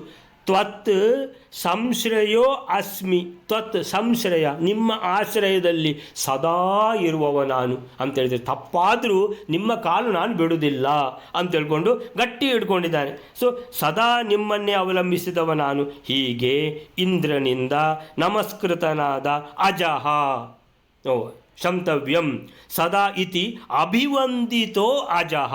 ಅಜಃ ಅಂತೇಳಿದರೆ ಹುಟ್ಟು ಸಾವಿಲ್ಲದ ಅನಾದಿನಿತ್ಯನಾದ ಭಗವಂತನು ಅಜಃ, ಅನಾದಿನಿತ್ಯನಾದ ಭಗವಂತನು ಅಭಿವಂದಿತ, ಇಂದ್ರನಿಂದ ನಮಸ್ಕರಿಸಲ್ಪಟ್ಟಾಗ, ಇಂದ್ರನಿಂದ ಭಗವಂತನು ನಮಸ್ಕರಿಸಲ್ಪಟ್ಟಾಗ ಅಜನಾದ ಇಂದಿರೇಶ, ಇಂದಿರೇಶ ಅಂತ ಹೇಳಿದರೆ ಆ ವರ್ಡ್ ಬಂದಿದಲ್ಲ, ರಮೇಶ, ಇಂದಿರೇಶನಾದ ರಮಾದೇವಿಯ ಗಂಡ ರಮೇಶ. ಸೊ ರಮೇಶನು ಭಗವಂತನು ಹೇಳಿದ ಏನಂತ ಹೇಳಿದರೆ, ನಾನು ಸದಾ ನಿನ್ನನ್ನು ಕ್ಷಮಿಸಿದವನೇ. ಭವತಃ ಸದೈವ ಕ್ಷಾಂತಂ, ನಿನ್ನ ಭವತಃ ನಿನ್ನ ಸದೈವ ಕ್ಷಾಂತಂ, ಯಾವತ್ತೂ ನಾನು ಏನು ಕ್ಷಮೆ ಕೊಟ್ಕೊಂಡೇ ಬಂದದ್ದಲ್ಲ. ತವ ಶಿಕ್ಷಣಾಯ, ಯಾತಕ್ಕೆ ನಿನಗೆ ಎಚ್ಚರ ನೀಡಲೆಂದೇ, ನಿನ್ನನ್ನು ಸರಿ ಮಾಡಲಿಕ್ಕೆ ನೀನು ದಾರಿ ತಪ್ಪಿ ಹೋಗ್ತಾ ಇದ್ದಿ, ನಿನ್ನನ್ನು ದಾರಿಯಲ್ಲಿ ಪುನಃ ತಂದು ಇಡ್ಲಿಕ್ಕೋಸ್ಕರನೇ ಎಲ್ಲ ಮಾಡಿದ್ದು. ಸೊ ಅದಕ್ಕೋಸ್ಕರನೇ ನೀನು ಪೂಜಾ ಅಪಹಾರ ವಿಧಿ, ನಿನ್ನ ಪೂಜೆಗೆ ನಾನೇ ತಡೆ ಹಾಕಿದ್ದು. ಯಾವುದಕ್ಕೆ? ನಿನ್ನ ಒಳ್ಳೆಯದಕ್ಕಾಗಿ. ಅದು ತಿಳ್ಕೊ. ಈಗ ನೀನು ಸರಿಯಾಗಿದೆಯಲ್ಲ, ಹೀಗೆ ಸರಿಯಾಗಿಯೇ ಇರು. ನೀನು ನನ್ನನ್ನು ಮರೆಯುವಂತಿಲ್ಲ, ಮರಿಬಾರ್ದು, ಗೊತ್ತಾಯ್ತಲ್ಲ ಅಂತ ತಿಳ್ಕೊಂಡು ಹುಡುಗರಿಗೆ ನಾವು ಕಿವಿ ಹಿಡಿಯುವುದಿಲ್ವ, ಹಾಗೆ ಇಂದ್ರಂದು ಕಿವಿ ಹಿಡಿದ್ರು ಭಗವಂತ ಅಂತ ಹೇಳುವಲ್ಲಿಗೆ 68ನೇ ಶ್ಲೋಕ, 69ನೇ ಶ್ಲೋಕ ಆಯಿತು. 70ನೇ ಶ್ಲೋಕವೇಲರೆ ಗೋವಿಂದಮೇನಭೇಷಿಚ್ಯ ಸ ಗೋ ಗಣೇಶೋ ಗೋಭಿರ್ಜಗಾಮ ಗುಣಪೂರ್ಣಮಮಂ ಪ್ರಣಮ್ಯ ಗೋಪೈ ಗಿರಾಂ ಪತಿರಪಿ ಪ್ರಣತೋಭಿಗಮ್ಯ ಗೋವರ್ಧನೋದ್ಧರಣ ಸಂಗತ ಸಂಶಯೈ ಸಹ. 70ನೇ ಶ್ಲೋಕ. ಸುರಭಿ ಮೊದಲಾದ ಗೋವುಗಳ ಸಮುದಾಯಕ್ಕೆ ಅಧಿಪತಿಯಾದ ಆ ಇಂದ್ರನು ಆಕಾಶಗಂಗಾ ಜಲಗಳಿಂದ ಈ ಗೋವಿಂದನನ್ನು ಪಟ್ಟಾಭಿಷೇಕ ಮಾಡಿದನು. ಜ್ಞಾನಾನಂದಾದಿ ಗುಣಗಳಿಂದ ಪರಿಪೂರ್ಣನಾದ ಶ್ರೀಕೃಷ್ಣನನ್ನು ನಮಸ್ಕರಿಸಿ ಅಲ್ಲಿಂದ ಹೊರಡುತ್ತಾನೆ. ಇತ್ತ ಗೋವರ್ಧನ ಪರ್ವತವನ್ನು ಎತ್ತಿ ತಮ್ಮನ್ನೆಲ್ಲ ರಕ್ಷಿಸಿದನ್ನು ನೋಡಿ ಅವನ ಮೇಲೆ ಇದ್ದ ಅನುಮಾನ ಸಂಶಯಗಳನ್ನು ಹೋಗಲಾಡಿಸಿ ಎಲ್ಲಾ ಗೊಲ್ಲರೂ ಕೂಡ ವೇದವಾಕ್ಯಗಳಿಗೆ ಅಧಿಪತಿಯಾದ ಆ ಶ್ರೀಕೃಷ್ಣನನ್ನು ನಮಸ್ಕರಿಸುತ್ತಾರೆ. ತದನಂತರ ಶ್ರೀಕೃಷ್ಣನು ನಂದಗೋಪುರದ ಕಡೆಗೆ ಹೊರಡುತ್ತಾನೆ. ಗೋವಿಂದಮೇನಂ ಅಭಿಷಿಚ್ಯ ಸ ಗೋ ಗಣೇಶೋ ಗೋಭಿರ್ಜಗಾಮ ಗುಣಪೂರ್ಣಂ ಅಮುಂ ಪ್ರಣಮ್ಯ ಗೋಪೈರ್ಗಿರಾಂ ಪತಿಃ ಅಪಿ ಪ್ರಣತೋಭಿಗಮ್ಯ ಗೋವರ್ಧನೋದ್ಧರಣ ಸಂಗತ ಸಂಶಯೈ ಸಹ. ಗೋವಿಂದಂ ಏನಂ ಅಭಿಷಿಚ್ಯ, ಗೋವಿಂದಂ ಏನಂ ಈ ಭಗವಂತ ಶ್ರೀಕೃಷ್ಣನನ್ನು ಅಭಿಷಿಚ್ಯ, ಅಭಿಷಿಚ್ಯ ಅಂತೇಳಿದರೆ ಅಭಿಷೇಕ ಮಾಡಿದ. ಯಾರಿಗೆ? ಭಗವಂತನಿಗೆ ಇಂದ್ರನು ಆ ಸುರಭಿ ಕಾಮಧೇನುಗಳೊಂದಿಗೆ ಏನು ಮಾಡಿದ? ಅಭಿಷೇಕ ಮಾಡಿದ ಅಂತೇಳಿದರೆ ಎಲ್ಲಿಂದ ಬಂತು ನೀರು? ಆಕಾಶಗಂಗೆ. ಯಾರು ತಂದರು? ಐರಾವತ, ಇಂದ್ರನ ವಾಹನ ಐರಾವತ. ಆ ಐರಾವತ ಆಕಾಶಗಂಗೆಯನ್ನು ತಂದು ಕೊಡ್ತು. ಆಮೇಲಿಂದ ಇಂದ್ರನು ಅಭಿಷೇಕ ಮಾಡಿ ಹೇಳಿದ, ಭಗವಂತ ನಾನು ಗೋ ಗಣೇಶ ಅಂತೇಳಿದರೆ ನಾನು ಈ ಸುರಭಿ ಕಾಮಧೇನು ದೇವಲೋಕದಲ್ಲಿರುವಂತಹ ಇಡೀ ದೇವಲೋಕಕ್ಕೆ ನಾನು ಒಡೆಯ. ಗೋ ಗಣೇಶು ಅಂದರೆ ದೇವಲೋಕ, ಸುರಭಿ ಕಾಮಧೇನು, ಇನ್ನು ದೇವಲೋಕದಲ್ಲಿರುವಂಥ ಹಸುಗಳು, ಈ ಹಸುಗಳಿಗೆ ಮಾತ್ರ ಅಲ್ಲ, ಇಡೀ ದೇವಲೋಕಕ್ಕೆ ನಾನು ಒಡೆಯ. ಆದರೆ ಭಗವಂತ ನೀವು 14 ಲೋಕಗಳಿಗೂ ನೀವು ಒಡೆಯ. ಅಂದರೆ ನೀವು ಅಂತೇಳಿದರೆ ನೀವು ಎಲ್ಲಿ, ನಾನೆಲ್ಲಿ ಅಂತ ಭಗವಂತನಿಗೆ ಹೇಳ್ತಾ, ಗೋಬಿಹಿ, ಗೋ ಅಂತೇಳಿದರೆ ಏನು? ಇಲ್ಲಿ ಗೋಬಿಹಿ ಅಂತೇಳಿದರೆ ನೀರು. ಸೊ ಎಂಥ ನೀರು ಅಂತೇಳಿದರೆ ಆಕಾಶ ಗಂಗಾ ಜಲ. ಆಕಾಶಗಂಗಾ ಜಲ ಅಂತೇಳಿದರೆ ಐರಾವತವು ತನ್ನ ಸೊಂಡಿಲಿನಿಂದ ತಂದ ಆಕಾಶಗಂಗಾ ಜಲದಿಂದ ಏನು ಮಾಡಿದ್ದಾನೆ, ಅಭಿಷೇಕ ಮಾಡಿದ್ದಾನೆ. ಅಭಿಷೇಕ ಮಾಡಿ ಹೇಳ್ತಾನೆ ಭಗವಂತ, ಇವತ್ತಿನಿಂದ ನಿಮ್ಮ ಹೆಸರು ಗೋವಿಂದ ಅಂತ. ಸೊ ಭಗವಂತನಿಗೆ ಗೋವಿಂದ ಅಂತ ಹೆಸರು ಇಂದ್ರನು ಇಟ್ಟದ್ದು ಯಾವಾಗ ಅಂದರೆ ಈಗ. ಈ ಗೋವಿಂದ ಅಂತ ಕರೆದು ಬಿಟ್ಟ ಯಾರು, ಭಗವಂತ. ನೀವು ಗೋವಿಂದ ಅಂತೇಳಿದರೆ ಇಡೀ ಜಗತ್ತನ್ನೇ ರಕ್ಷಣೆ ಮಾಡುವವರು ನೀವು. ಗೋ ಅಂತೇಳಿದರೆ ಎಲ್ಲ ನೀರನ್ನು ರಕ್ಷಣೆ ಮಾಡುವವರು. ಗೋ ಅಂತೇಳಿದರೆ ಎಲ್ಲ ಹಸುಗಳನ್ನು ರಕ್ಷಣೆ ಮಾಡುವವರು. ಗೋ ಅಂತೇಳಿದರೆ ಎಲ್ಲ ಲೋಕಗಳನ್ನು ರಕ್ಷಣೆ ಮಾಡುವವರು. ಗೋ ಅಂತೇಳಿದರೆ ಎಲ್ಲ ವೇದಗಳನ್ನು ರಕ್ಷಣೆ ಮಾಡುವವರು ಅಂತೇಳಿದರೆ ಎಲ್ಲವನ್ನು ಅಂತೇಳಿದರೆ ಎಲ್ಲ ಜವಾಬ್ದಾರಿಯನ್ನು ಸಮರ್ಪಕವಾಗಿ ಯಾವುದೇ ಪ್ರಯೋಜನದ ಅಪೇಕ್ಷೆ ಇಲ್ಲದೆ. ಯಾಕೆ ಪ್ರಯೋಜನದ ಅಪೇಕ್ಷೆ ಇಲ್ಲ? ಭಗವಂತನಿಗೆ ಏನಾದರೂ ಬೇಕಾ? ಸುಖ ಕಡಿಮೆ ಇದೆಯಾ? ಇಲ್ಲ. ಸುಖ ಕಡಿಮೆ ಇದ್ದರೆ ಲಕ್ಷ್ಮೀದೇವಿ ಬೇಕು, ಲಕ್ಷ್ಮೀದೇವಿ ಕೂಡ ಬೇಡ, ಯಾರೂ ಬೇಡ. ಅರೆ 16,100 ಜನ ಅದು ಮತ್ತೆ ಅವರೊಟ್ಟಿಗೆ ರಾಸಲೀಲೆ ಮಾಡಿದ್ದು ಅವರ ಖುಷಿಗೋಸ್ಕರ ಮಾತ್ರ ವಿನಃ. ಯಾಕಂದರೆ ಅವರಲ್ಲಿಯೂ ಕೂಡ ಭಗವಂತ ಲಕ್ಷ್ಮೀದೇವಿಯನ್ನು ಕಂಡ ಅಂತ ಇದೆ. ಲಕ್ಷ್ಮೀದೇವಿಗೆ ಬೇಜಾರಾಗಬಾರ್ದು ಅಂತ ಲಕ್ಷ್ಮೀದೇವಿಯನ್ನು ಆಲಿಂಗನ ಮಾಡ್ತಾ ಇರೋದು ವಿನಃ ಭಗವಂತನಿಗೆ ಯಾವುದು ಕಡಿಮೆ ಆಗಿದೆ? ಯಾವುದು ಕಡಿಮೆ ಆಗಿಲ್ಲ. ಅಂತೇಳಿದರೆ ಚಂದದಲ್ಲಿ ಅಯ್ಯೋ ಚಂದ ಆದರೂ ಎಷ್ಟಿದ್ದಾಳೆ ಅಂತೇಳಿದರೆ ಭಗವಂತ ಮೋಹಿನಿ ವೇಷ ಹಾಕ್ಕೊಂಡು ಬಂದಾಗ ಲಕ್ಷ್ಮೀದೇವಿ ಹೇಳಿದರು, ಅರೆ ಇವನಿಗೆ ಇನ್ಯಾರು ಬೇಕು ಅಂತೇಳಿದರೆ ನನಗಿಂತೂ ಚಂದ ಇದ್ದಾಳೆ ಮೋಹಿನಿ ಅಂತೇಳಿದರೆ ಭಗವಂತ ಎಲ್ಲವೂ ಇರುವಂಥ ಭಗವಂತ ಸುಖ, ಆಮೇಲೆ ಜ್ಞಾನ, ಆಮೇಲೆ ಶಕ್ತಿ, ಯಾವುದಾದ್ರೂ ಕಡಿಮೆ ಇದೆಯಾ? ಯಾವುದು? ಎಲ್ಲ ಹೌಸ್ಫುಲ್, ಎಲ್ಲ ಫುಲ್ಲಾಗಿದೆ ಭಗವಂತನಲ್ಲಿ, ಯಾವುದೂ ಬೇಕಾಗಿಲ್ಲ. ಆದರೆ ಎಲ್ಲವನ್ನೂ ಮಾಡ್ತಾ ಇದ್ದಾನೆ ಭಗವಂತ. ಇಂದ್ರ ಹೇಳ್ತಾನಲ್ಲ ಎಷ್ಟೆಲ್ಲ ಮಾಡ್ತಾನೆ ಭಗವಂತ ಅಂತ. ಸೃಷ್ಟಿಕರ್ತ ಅಂತ ಹೇಳಿದ, ಪಾಲನಕರ್ತ ಅಂತ ಹೇಳಿದ, ಸಂಹಾರ ಮಾಡುವುದು ಅವನೇ ಅಂತ ಹೇಳಿದ. ಇಡೀ ಸಂಸಾರ ಇಡೀ ಬಂಧದಲ್ಲಿ ಮುಳುಗಿದೆ. ಎಲ್ಲ ಸತ್ವ ರಜ ತಮಸ್ಸುಗಳು ಆ ಎಲ್ಲ ಗುಣಗಳನ್ನೆಲ್ಲ ಕೊಟ್ಟು ಕಳಿಸಿಬಿಡ್ತಾನೆ. ಅವರವರ ಕರ್ಮಕ್ಕೆ ಅನುಸಾರವಾಗಿ ಎಲ್ಲ ಸಮರ್ಪಕವಾಗಿ.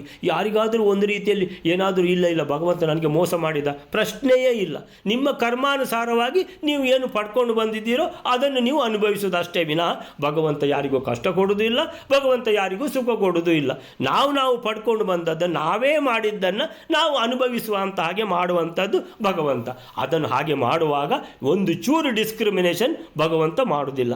ಅಂಥ ಭಗವಂತ ಗೋ ಗಣೇಶನಾದ ಭಗವಂತ, ಗೋ ಗಣೇಶನಾದ ಈ ಇಂದ್ರ ಏನು ಮಾಡಿದ? ಭಗವಂತನಿಗೆ ಹೇಳ್ತಾನೆ, ನಾನು ಖಾಲಿ ದೇವಲೋಕದ ಹಸುಗಳಿಗೆ ದೇವಲೋಕಕ್ಕೆ ಒಡೆಯ, ನೀವು ಇಡೀ 14 ಲೋಕಗಳಿಗೆ ಒಡೆಯ ನೀವು. ಅಂತ ಭಗವಂತನಿಗೆ ಗುಣಪೂರ್ಣಂ ಅಮುಂ ಅಂತೇಳಿದರೆ ಗುಣಪೂರ್ಣನಾದ ಎಲ್ಲ ಅಗಣಿತ ಗುಣಗಳು, ಎಲ್ಲ ಗುಣಗಳು ಪೂರ್ಣ ಗುಣಗಳು, ಆ ಗುಣಗಳು ಸಾಗರ ಭಗವಂತ. ಅಂತ ಗುಣಪೂರ್ಣನಾದ ಭಗವಂತನಿಗೆ ಆದರೆ ಯಾವುದಾದ್ರೂ ದೋಷ ಇದೆಯಾ? ನೋಡಿ ಇಂದ್ರನಲ್ಲಿ ನೋಡಿ ಎಂಥ ದೋಷ. ಇಂದ್ರನಿಗೆ ಭಗವಂತ ಮರೆತು ಹೋಗುವುದು ಅಂತ ಹೇಳಿದರೆ ಎಂಥ ಅಪರಾಧ ಮಾಡಿದ್ದಾನೆ ಇಂದ್ರ ಅಂತ. ಇವರೆಲ್ಲ ಈ ದೇವತೆಗಳು ಅಂತ ನಾವು ಹೇಳುವಂಥದ್ದು ಎಷ್ಟೆಷ್ಟು ದೋಷಗಳಿರುವಂಥ ದೇವತೆಗಳು. ಅದನ್ನೇ ಲಕ್ಷ್ಮೀದೇವಿಯಲ್ಲಿ ಲಕ್ಷ್ಮೀ ಶೋಭಾನೆಯಲ್ಲಿ ಲಕ್ಷ್ಮೀದೇವಿ ಅಲ್ಲಿ ಎಲ್ಲ ದೇವತೆಗಳನ್ನು ನೋಡ್ತಾ ಬರ್ತಾ ಇದ್ದಾಳೆ ಮಾಲೆ ಹಿಡ್ಕೊಂಡು. ಅವಳಿಗೆ ಗೊತ್ತುಂಟು ಮಾಲೆ ಹಾಕೋದಿದ್ದು ಯಾರಿಗೆ? ಭಗವಂತನಿಗೆ ಮಾಲೆ ಹಾಕೋದು ಅಂತ ಗೊತ್ತೇ ಉಂಟು. ಆದರೂ ಅವರನ್ನೆಲ್ಲ ನೋಡಿದಾಗ ಮಾಡೋದು, ಓ ನಿಂಗೆ ನಾನು ಮಾಲೆ ಹಾಕಲ್ಲ, ನಿಂಗೆ ನಾನು ಮಾಲೆ ಹಾಕಲ್ಲ, ಓ ನಿನ್ನಲ್ಲಿ ಎಷ್ಟು ದೋಷ ಉಂಟು, ನಿನ್ನಲ್ಲಿ ಎಷ್ಟು ದೋಷ ಉಂಟು ಎಲ್ಲ. ಅಂದರೆ ಅವರವರ ದೋಷ ಉಂಟು ಎಲ್ಲ ಕಾಣ್ತದೆ ಲಕ್ಷ್ಮೀದೇವಿಗೆ. ಆದರೆ ತನ್ನ ಮಕ್ಕಳ ಕುಂದು ತಾನೇ ಪೇಳುವುದಕ್ಕೆ ನಾಚಿ ಲಕ್ಷ್ಮೀದೇವಿ ಅಂತೇಳಿದರೆ ಯಾರ್ದು ಕುಂದು ಹೇಳಬಾರ್ದು. ಇಲ್ಲ ಹೇಳೋದಿಲ್ಲ, ನಿಮ್ಮ ಕುಂದು ಯಾವುದು ಹೇಳೋದಿಲ್ಲ, ಎಲ್ಲ ಕಾಣ್ತಾ ಉಂಟು ಆದರೆ ಹೇಳೋದಿಲ್ಲ ಅಂತ. ಆ ರೀತಿಯಲ್ಲಿ ಬರ್ತದೆ ನೋಡಿ ಲಕ್ಷ್ಮೀದೇವಿ ಇದ್ದು ಯಾವುದು ಲಕ್ಷ್ಮೀ ಶೋಭಾನೆಯಲ್ಲಿ ವಾದಿರಾಜರು ಹೇಳುವಂಥದ್ದು. ಸೊ ಅಂತಹ ಒಂದಾದರೂ ದೋಷ ಉಂಟ ಭಗವಂತನಲ್ಲಿ? ಇಲ್ಲವೇ ಇಲ್ಲ. ಅಂಥ ಗುಣಪೂರ್ಣನಾದ ದೋಷರಹಿತನಾದ ಆ ಭಗವಂತನನ್ನು ಅಮುಂ ಪ್ರಣಮ್ಯ ನಮಸ್ಕಾರ ಮಾಡ್ತಾನೆ. ಆಮೇಲಿಂದ ಏನು ಮಾಡ್ತಾನೆ? ಆ ಐರಾವತ ತಂದಿರುವಂತಹ ಆಕಾಶಗಂಗಾ ಜಲದಿಂದ ಗೋಬಿಹಿ ಏನು ಮಾಡ್ತಾನೆ? ಗೋವಿಂದಂ ಏನಂ ಅಭಿಷಿಚ್ಯ ಅಭಿಷೇಕ ಮಾಡ್ತಾನೆ ಭಗವಂತ. ನನ್ನ ತಪ್ಪಾಯಿತು, ಎಲ್ಲ ನನ್ನನ್ನು ಕ್ಷಮೆ ಕೊಡಬೇಕು ಅಂತ ಹೇಳ್ಕೊಂಡು ಇವತ್ತಿನಿಂದ ನೀವು ಗೋವಿಂದ ಅಂತ ಹೇಳ್ಕೊಂಡು ಹೆಸರಿಡ್ತಾನೆ. ಗೋವಿಂದಂ ಆ ಶ್ರೀಕೃಷ್ಣ ಪರಮಾತ್ಮ ಗೋವಿಂದ ಅಂತ ಹೇಳ್ಕೊಂಡು ಕರೆಸಲ್ಪಟ್ಟ ಇಂದ್ರನಿಂದ ಗೋವಿಂದ ಅಂತ ಹೇಳ್ಕೊಂಡು ಹೆಸರು, ಹೊಸ ಹೆಸರು ನಿಂದಿರುವಂಥ ಭಗವಂತನು ಗೋವಿಂದಂ ಏನಂ ಅಭಿಷಿಚ್ಯ ಗೋವಿಂದನನ್ನು ಅಭಿಷೇಕ ಮಾಡ್ತಾನೆ ಗೋಬಿಹಿ ಆಕಾಶಗಂಗಾ ಜಲದಿಂದ. ಎಂಥ ಗೋವಿಂದ ಅಂತ ಹೇಳಿದರೆ ಗುಣಪೂರ್ಣನಾದ ಗೋವಿಂದ. ಅಮುಂ ಹೇಗೆ ಮಾಡ್ತಾನೆ, ಪ್ರಣಮ್ಯ ನಮಸ್ಕಾರ ಮಾಡಿ ಅಭಿಷೇಕ ಮಾಡ್ತಾನೆ. ಗೋಗಣೇಶು ಸುರಭಿ ಗೋಗಣೇಶು ಅಂದರೆ ಆ ಕಾಮಧೇನು ಸುರಭಿಗಳಿಂದ ಸೇರಿ, ಅಂದರೆ ಯಾಕೆ ಅದು ಸ್ಪೆಸಿಫಿಕ್ ಆಗಿ ಮಧ್ವಾಚಾರ್ಯರು ಆ ಗೋಗಣೇಶ ಅಂತ ಹೇಳಿದ್ದಾರೆ ಅಂತ ಹೇಳಿದರೆ, ಕಾಮಧೇನು ಹಾಗೆ ಹೇಳಿಬಿಟ್ಟು ಭಗವಂತ ನೀವು ವಿಶ್ವಕ್ಕೆ ಸ್ವಾಮಿ, ನೀವು ಎಷ್ಟು ಸಮಯ ಅಂತೇಳಿದರೆ ನೀವು ಸದಾ ಇರ್ತೀರಿ, ನಮಗೆ ಸದಾ ಯಾವ ತಲೆ ಬಿಸಿ ಇಲ್ಲ, ನೀವು ಎಲ್ಲ ನೋಡ್ಕೊಡ್ತೀರಿ ಅಂತ ಹೇಳಿಬಿಟ್ಟು ಆ ಕಾಮಧೇನು ಏನು ಮಾಡಿತು, ತನ್ನ ಹಾಲಿನಿಂದಲೇ ಭಗವಂತನಿಗೆ ಅಭಿಷೇಕ ಮಾಡಿತು. ಸುರುವಿಗೆ ಹಾಲಿನ ಅಭಿಷೇಕ, ಆಮೇಲೆ ನೀರಿನ ಅಭಿಷೇಕ, ಆಕಾಶ ಗಂಗಾ ಜಲದ ಅಭಿಷೇಕ. ಸೊ ದೇವತೆಗಳ ಪ್ರೇರಣೆಯಿಂದ ಐರಾವತವು ತನ್ನ ಸೊಂಡಿಲಿನಿಂದ ತಂದಿರುವ ಆಕಾಶಗಂಗೆಯ ಜಲದಿಂದ ದೇವರ್ಷಿಗಳೊಡನೆ ಸೇರಿಕೊಂಡು ಎಲ್ಲ ದೇವರ್ಷಿಗಳು ಸುರರ್ಷಿಭಿಹಿ ಸಾಕಂ, ಎಲ್ಲ ದೇವರ್ಷಿಗಳು ಬಂದಿದ್ದಾರೆ, ಇಂದನೊಟ್ಟಿಗೆ ಸೇರಿಕೊಂಡಿದ್ದಾರೆ. ದೇವ ಮಾತೃಭಿಹಿ ಅಂತ ಹೇಳಿದರೆ ದೇವರ ಅಂದರೆ ಯಾರು ಬ್ರಹ್ಮನ ಹೆಂಡತಿ, ಆಮೇಲೆ ವಾಯುದೇವರ ಹೆಂಡತಿ ಭಾರತೀ ದೇವಿ, ಆಮೇಲೆ ಸರಸ್ವತಿ ದೇವಿ ಎಲ್ಲ ಬಂದಿದ್ದಾರೆ, ಅವರಿಗೆಲ್ಲ ದೇವ ಮಾತೃಗಳು ಅಂತ ಹೆಸರು. ಸೊ ಅವರ ಜೊತೆಗೆಲ್ಲ ಸೇರಿ ಏನು ಮಾಡಿದ್ದಾನೆ, ಈ ದೇವಲೋಕದ ಒಡೆಯನಾದ ಇಂದ್ರನು ಇವರ ಜೊತೆಗೆಲ್ಲ ಸೇರಿಕೊಂಡು ಮೊದಲು ಯಾವುದು ಕಾಮಧೇನು ತನ್ನ ಹಾಲಿನಿಂದ ಅಭಿಷೇಕ ಮಾಡಿದ್ದು ಕೃಷ್ಣನಿಗೆ, ಆಮೇಲಿಂದ ಈ ಆಕಾಶಗಂಗಾ ಜಲದಿಂದ ಈ ಎಲ್ಲ ಸುರರ್ಷಿಭಿಹಿ ದೇವರ್ಷಿಗಳೊಂದಿಗೆ ಸೇರಿಕೊಂಡು ದೇವಮಾತೃಗಳೊಂದಿಗೆ ಸೇರಿಕೊಂಡು ಏನು ಮಾಡಿದ್ದಾನೆ, ಅಭ್ಯಸಿಂಚತ ಭಗವಂತನನ್ನು ಅಭಿಷೇಕ ಮಾಡ್ತಾನೆ. ಗೋವಿಂದ ಇತಿ ಚ ಅಭ್ಯಧಾತ್, ಗೋವಿಂದ ಅಂತ ಹೇಳ್ತಾನೆ. ಗೋವಿಂದ ಅಂತ ಅವತ್ತು ಹೇಳಿದ ಇಂದ್ರ ಇವತ್ತಿನವರೆಗೂ ಗೋವಿಂದ. ನೀವು ತಿರುಪತಿಗೆ ಹೋದರೆ ನೀವಲ್ಲಿ ದೇವರ ದರ್ಶನಕ್ಕೆ ಹೋಗಿ ನಿಂತಿರ್ತೀರಿ, ಆ ಕ್ಯೂನಲ್ಲಿ ಎಷ್ಟು ಸಲ ಗೋವಿಂದ ಅಂತ ನಮ್ಮ ಬಾಯಿಂದ ನಮಗೆ ಗೊತ್ತಿಲ್ಲದಾಗೆ ಗೋವಿಂದ ಅಂತ ಎಷ್ಟು ಸಲ ಬಂದಿದೆ ಅಂತ ನಮಗೆ ಗೊತ್ತಿರೋದಿಲ್ಲ. ಸೊ ಗೋವಿಂದ ಅಂತ ಹೇಳಿದ್ರೆ ಭಗವಂತನಿಗೆ ಅತ್ಯಂತ ಪ್ರಿಯವಾದ ಹೆಸರು ಅನ್ನುವಂಥದ್ದು ಯಾವಾಗದಿಂದ ಶುರುವಾಯಿತು ಅಂತ ಇಲ್ಲಿ ಹೇಳ್ತಾ ಇದ್ದಾರೆ. ಅಲ್ಲಿಂದ ಆ ಸಮಯದಲ್ಲಿ ನಾರದರು, ತುಂಬುರು ಮೊದಲಾದ ಗಂಧರ್ವರು, ವಿದ್ಯಾಧರರು, ಸಿದ್ಧರು, ಚಾರಣರು ಎಲ್ಲ ಅಲ್ಲಿಗೆ ಬಂದಿದ್ದರು. ಅವರೆಲ್ಲರೂ ಪ್ರಪಂಚದ ಪಾಪಗಳನ್ನು ಹೋಗಲಾಡಿಸುವ ಶ್ರೀಕೃಷ್ಣನ ಯಶಸ್ಸನ್ನು ಕೀರ್ತಿಸತೊಡಗಿದರು. ಅಪ್ಸರೆಯರು ಆನಂದ ತುಂಬಿ ನೃತ್ಯ ಮಾಡತೊಡಗಿದರು. ಪ್ರಧಾನ ದೇವತೆಗಳು ಭಗವಂತನನ್ನು ಸ್ತುತಿಸುತ್ತಾ ಅವನ ಮೇಲೆ ನಂದನವನದ ದಿವ್ಯ ಪುಷ್ಪಗಳ ಮಳೆಗರೆಯತೊಡಗಿದರು, ಅಂದರೆ ಪುಷ್ಪವೃಷ್ಟಿ ಮಾಡಿದರು. 3 ಲೋಕಗಳು ಪರಮಾನಂದದಲ್ಲಿ ಮುಳುಗಿ ಹೋದವು. ಗೋವುಗಳ ಕೆಚ್ಚಲುಗಳಿಂದ ತಾನಾಗಿಯೇ ಹಾಲು ಸುರಿದು ಪೃಥ್ವಿಯು ನೆನೆದು ಹೋಯಿತು. ನದಿಗಳು ನಾನಾ ವಿಧದ ರಸಗಳಿಂದ ತುಂಬಿ ಹರಿಯತೊಡಗಿದವು. ಮರ ಗಿಡ ಬಳ್ಳಿಗಳಿಂದ ಪುಷ್ಪಗಳಿಂದ ಮಧು ಸುರಿತಾ ಇತ್ತು.